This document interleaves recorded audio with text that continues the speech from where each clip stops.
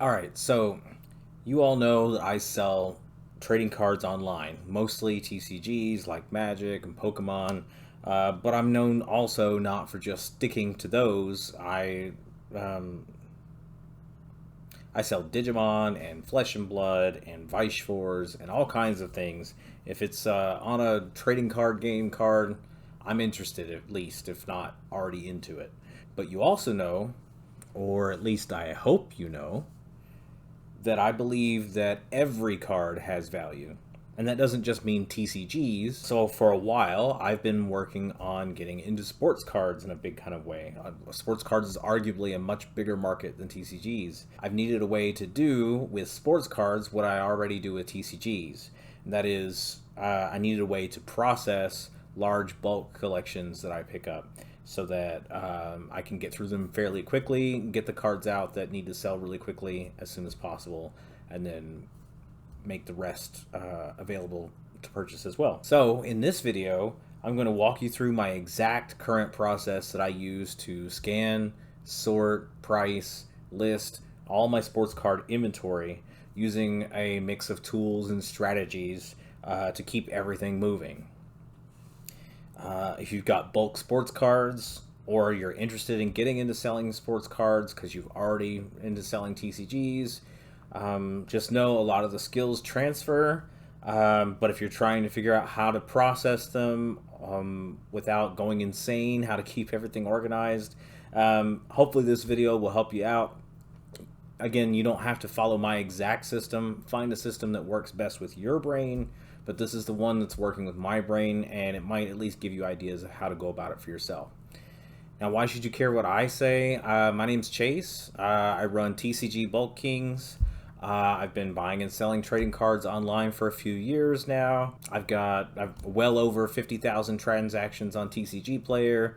I'm nearing 500 feedback on eBay now that I've moved into sports cards, and I've really settled into this system, which seems to be working for me to grind through these large collections. Okay, so I hope this helps you out. Follow along if you are interested, and you can see exactly how I'm doing all this. Okay, so the first thing that I do is I scan every card with an app called the Collx app, Collx. I'll have a link to them down here in the description. It's hard to know the value of every single card intrinsically. Even if you were able to do that in Magic or in Pokemon, you know, big games like that with lots of cards printed, there's just too many sports cards out there. If you're only picking up cards from, 1980 to 1989 football, that's still a huge amount of cards to try and memorize, especially if you're looking at trying to monetize every single card as best you can.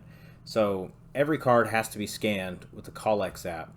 And what this app does, you'll see it on the screen here as I'm working through it. Scan the card and compares the card to most recent eBay sales, or if it's a TCG card, it'll compare to TCG Player sales as well.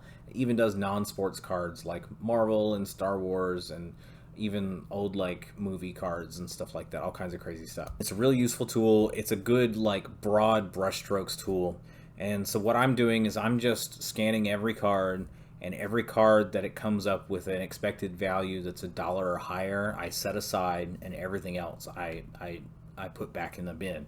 So the ones that I pull out, those are the higher value cards. They'll go to this pile where I have them ready to be processed for eBay directly. I take the stack of cards. It's not organized in any kind of way. And what I'll do is I'll just break them up into chunks of 50 cards. We'll then create a batch on my Card Dealer Pro software, scan these 50 cards in, and run that through and go ahead and get it listed as soon as possible. Now, when I've got it through there, I'll export the CSV to upload into eBay, but before I do, I'll copy and paste the information over from the exported CSV file into my inventory system so that it's all documented and everything, and I'll know if I have duplicates or things like that.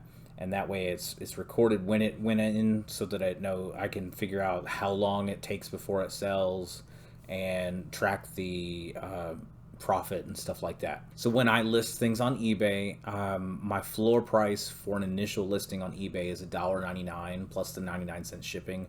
I know there's people who go up and down the aisle fighting about whether or not free shipping is better or not.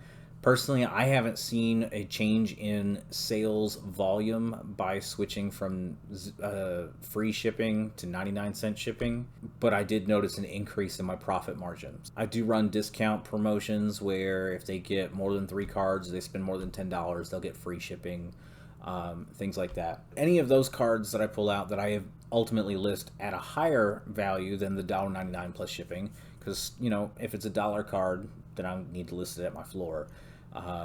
If Collex calls it a $3 card, but everyone's listing them at $1.50, I'll need to list it at my floor. But any of those that are above my floor, I'll also then cross list to my website with the M2E software that I have that connects my eBay to my WooCommerce shop. If you're looking for eBay for cards that I have on my eBay, and you may have store credit with me that you've earned through an affiliate deal, or you've traded cards into me or something like that, you can always get those cards on my website at the same price, but also with the incentives that you can get from me directly. And also, I pay less fees on the website, so it helps me out too.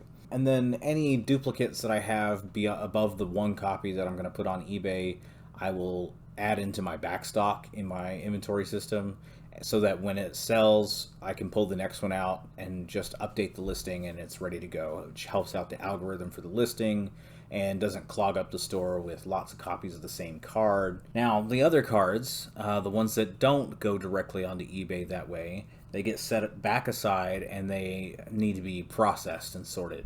So once I list those better cards, I'll put them into my inventory, and they'll get a tag showing what set and year and everything they are.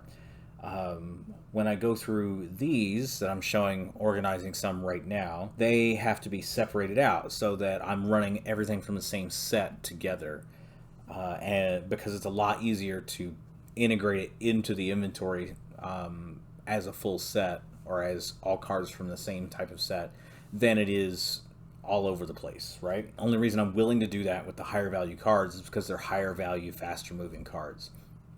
Get them listed, get them done, spend a little extra time integrating them into the system, that's fine.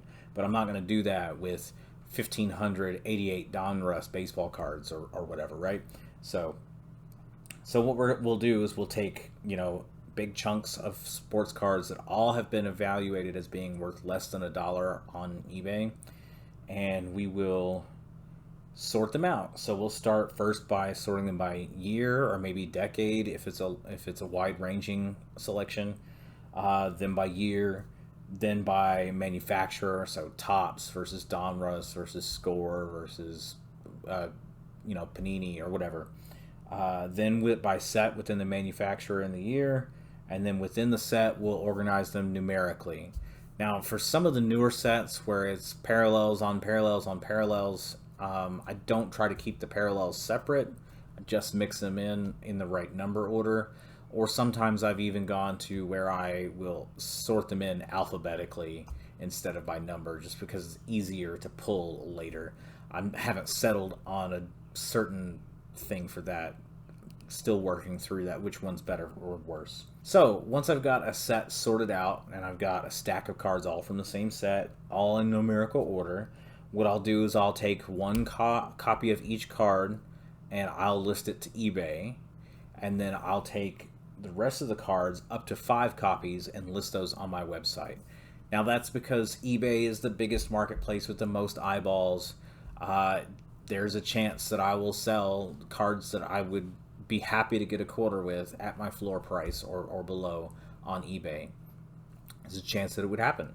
I'm not gonna not have cards there and have that be missed, but I recognize that not everybody necessarily is going to be buying up my 88 Donruss baseball cards super fast on eBay. But if somebody wants them and they want a really good price on them, they can come to my website, and my website floor price is significantly lower than eBay because I can price things there a lot more like I can on TCG Player. So I'll list, 4 copies of card number 1, 2 copies of card number 3, 3 copies of card number 4, and so on through the whole set. And I'll put them all at a quarter unless they're valued a little bit higher than that, and give discounts for purchasing larger quantities. So if you get 20 cards, I don't remember exactly the discounts I have on there right now, but if you get 20 cards, you might get 5 free or something like that. It's always free shipping over $5 of product. So I'll put, like I said, up to 1 copy on eBay, up to 5 copies on the Woo Shop after that. And then the rest, if I have 27 copies of Kevin McReynolds from 91 Fleer or something like that, I'll put 22 copies into my backstock for when those sell out. Now, hopefully I won't get a huge clogged backstock, but if I have all that in backstock organized, it'll be organized, and I can know what to do with it. So that's pretty much the whole system. Like I said, pull out the higher value cards first with the CallX app, list those directly onto eBay with Card Dealer Pro, cross list them to my website, so people who are wanting to shop from TCG Bulk King specifically can pick them up themselves. And then all the other cards, the lower value cards, I'll still represent 1 copy of each on eBay, but the rest will go onto my website at a significant reduction in price for set collectors and anybody else who might be interested in picking up those kinds of things. If you found this video interesting, I've also got a video I did not too long ago about checklists that I've built into the website. You can check that out right over here, or you can look at this video over here for something else that's probably interesting for you.